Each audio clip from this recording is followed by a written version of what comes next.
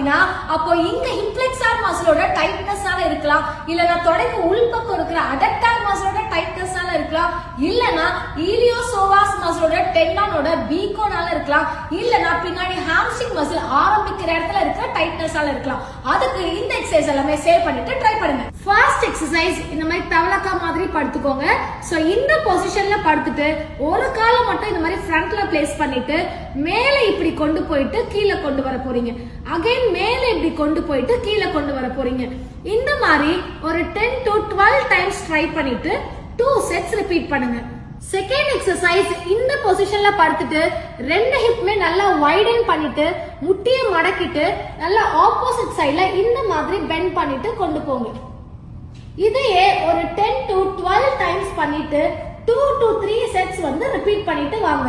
இதுல அழகா உங்க ஹிப் ஓபன் அப் ஆகிறதுக்கு ஸ்டிஃப்னஸ் ரெடியூஸ் ஆகிறதுக்கு ஹெல்ப் பண்ணும்.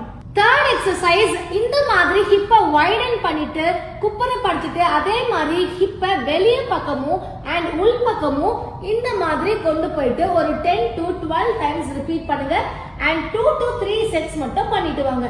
அண்ட் இத மோஸ்ட்லி தூங்க போறதுக்கு முன்னாடி பண்ணிட்டு வாங்க. You will definitely feel relaxed. And இந்த வீடியோவை மறக்காம சேவ் பண்ணிட்டு ட்ரை பண்ணுங்க. Thank you.